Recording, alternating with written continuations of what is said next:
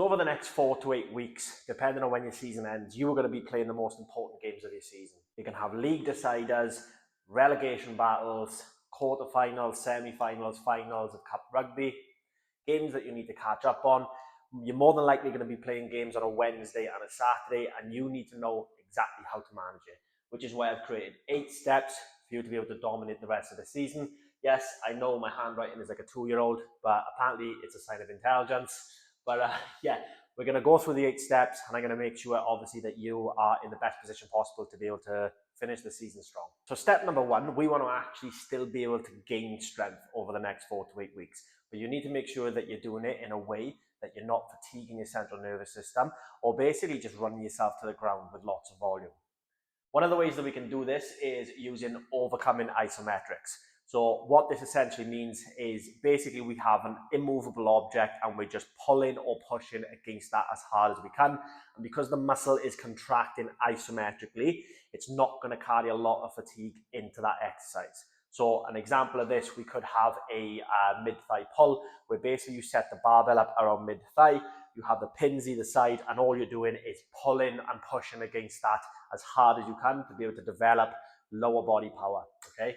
This is going to, lower body power and lower body strength. This is going to really help drive that max strength sort of stimulus that you're after, like I said, without carrying over that fatigue, okay? So this is something that you could really start including into your training literally this week.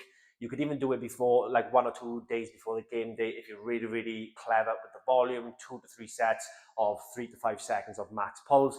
If anything, it's going to get you stronger and it's going to prime your nervous system ready for that game. So this is a great option. You could even just switch it out from a normal back squat if you're really struggling with games, the sort of Wednesday to Saturday games from there. Step number 2 is to get more power work included in your training, okay? The reason why we want to do this is for 2 reasons, right? Number 1 is that as long as we're keeping things light and fast, it's not going to overly fatigue us over the next 48 hours, and you're going to be able to recover from it. And then what it's also going to do is keep, again, your central nervous system not absolutely fried. It's going to keep you sharp, and you're going to be able to keep that speed and movement that you need, okay? So you could place a bit more of an emphasis on the power work in your gym sessions. Let's say you were to do 1 to 2 power exercises. Usually, maybe you could add in a 3rd or a 4th and then just drop that max strength work a little bit more, okay? So start pulling away a little bit from the max strength, in terms of like a back squat, bench press and things like that, using the overcoming ISOs, and then also sprinkling in a little bit more power work just to make sure that you're keeping things sharp. You can still get a lift in, you can still get some movement in. Again, if you have a game on Wednesday, you could even get to the gym on a Tuesday, perform a few jumps, a few throws. This is really, really going to help you stay sharp and go into the game feeling primed. So step number 2, make sure that you're including more power work into your training. Step number 3 is a really simple one, where we change our training split and we could possibly move it to total body, okay? So on average, an average rugby player is probably going to be doing around 3 to 4 gym sessions per week.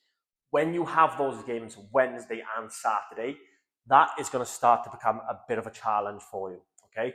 So what we can do is, there's no harm in us dropping from 3 to 4 sessions to 2 sessions per week and getting 2 total body lifts in per week, okay? So that way you're still getting the frequency of hitting your legs twice a week, hitting your chest twice a week, hitting your shoulders twice a week, all the body parts that you need to be hitting twice a week, basically there, without having to carry a lot of fatigue into that, okay? So how that could look is that, let's say you had a game on Wednesday and Saturday. Again, what you could do is a total body lift on the Monday, and then you would play the game on the Wednesday, and then you could do a total body lift on the Friday before the game on the Saturday, essentially, okay? And then this here ties back into the power work, okay? Is that you're not going to want to do a lot of like heavy, max strength, lots of lifting and things like that, lots of hypertrophy work. This is predominantly going to be more power work, staying snappy, staying quick, which is really, again, going to help you recover and help you stay nice and sharp for those games. So point number 3 kind of ties back into point 2 and point 1, where we switch up the training split, but then we also include more power work within that sort of training split to allow us to feel fresh for the games and, of course, not fatigue us too much going into them. Step number 4 is basically there to make sure that one, you're recovering a little bit more and a little bit better in between games and sessions. And then 2, just to make sure that you're keeping energy levels up so that you can actually perform better within those sessions and within those games. Okay, so what I recommend that you do and kind of play about with this is increase your calories per day by 300 to 500. Okay, if you're a lady, maybe start around the 300 mark and then add calories each week if you feel like it's not really making much of a difference. Lads, you're probably good to go and add in basically straight away 500 calories. And then again, if you're not really feeling that much of a difference with it, just add another 100 or 200 for that. Okay, this is more like a guideline because everyone's energy needs are different and it's hard to obviously prescribe for everyone on YouTube.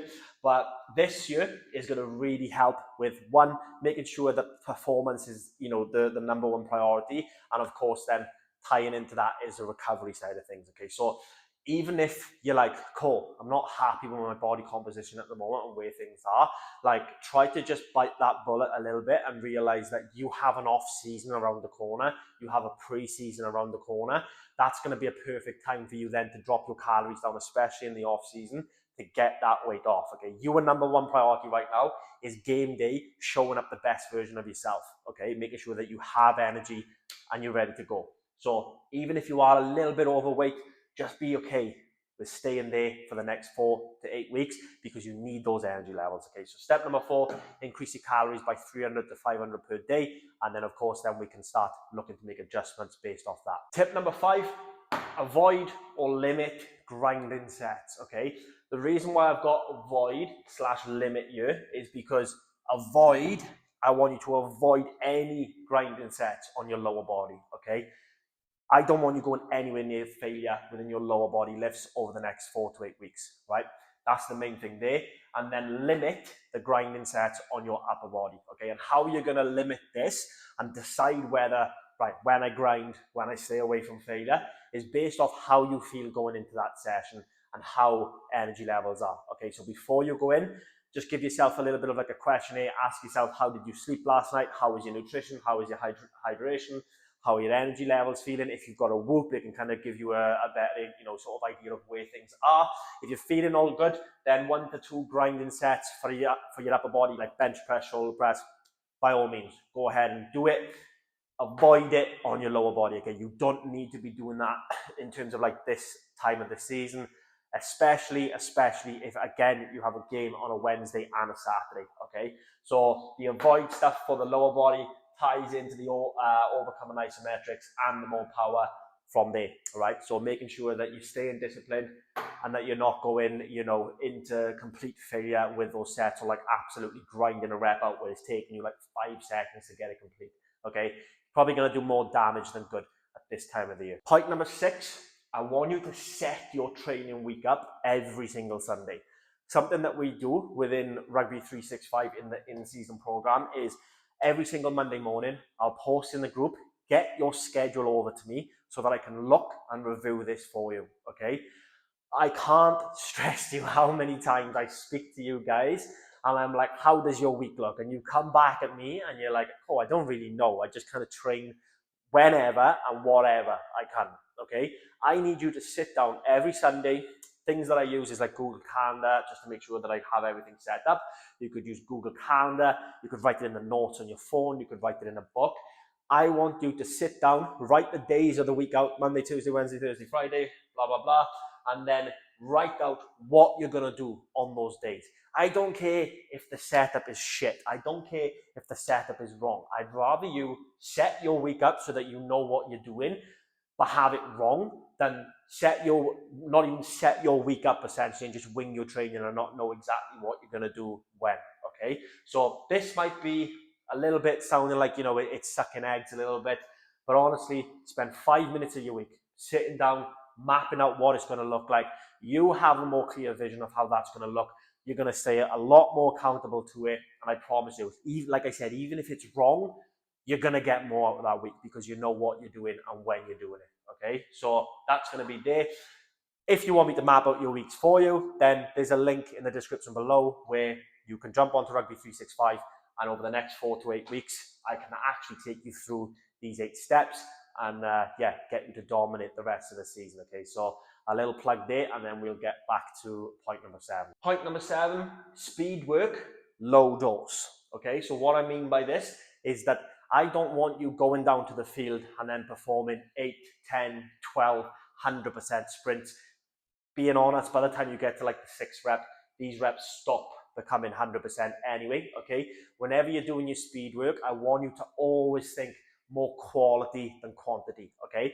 I would rather you do 2 to 3 flat out reps with 3 minutes in between so that you're doing them absolutely fresh than you doing 10 to 12 of 1 minute rest, and then by the 12th one it turns into like a conditioning drill, okay?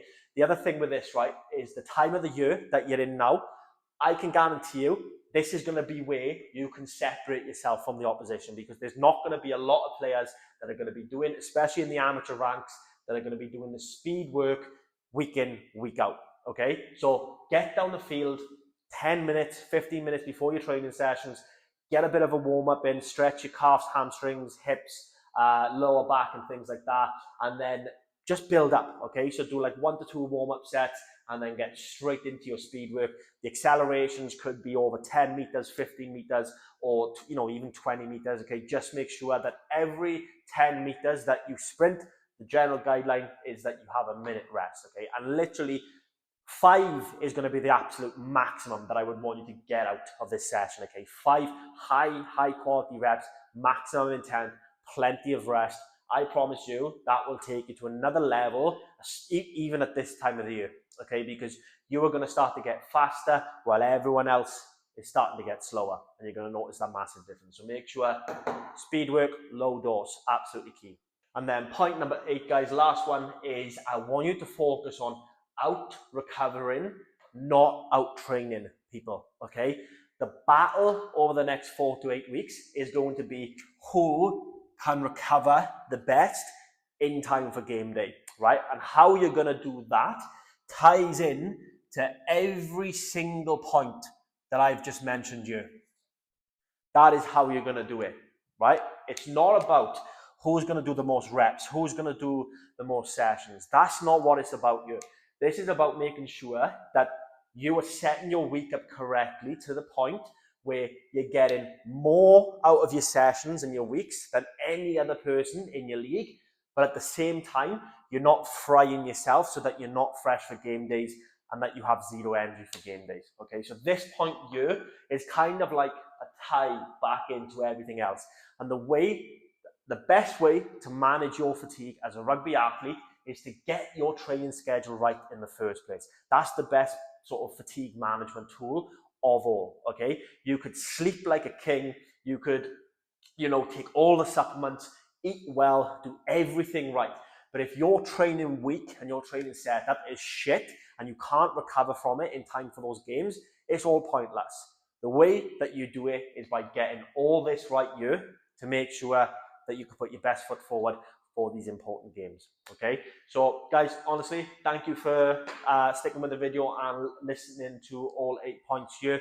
Hopefully you took something away from this video. If you do have any questions, drop them in the comments below, okay? I really want to get the YouTube up and running and, posting weekly content here. So make sure that you subscribe. And honestly, I hope you have the best end of the season that you can possibly have, okay? I used to, as a former rugby athlete myself, this was always my favorite time of the year. Everyone was like kind of dropping off, got one eye on off season, one eye on going on holidays and things like that. And yes, of course, I enjoyed my summers, but I just thrived. This is where I thrived, was the big games, cut rugby, team, is kind of like counting on you and things like that. This is where you make a name for yourself, right? Is getting all these right, dominating these games, and I promise you're going to go into the new preseason then, either new opportunities with new teams or taking over as like a leadership role within your current team as well, because you're now a key player, okay? So make sure you get these right.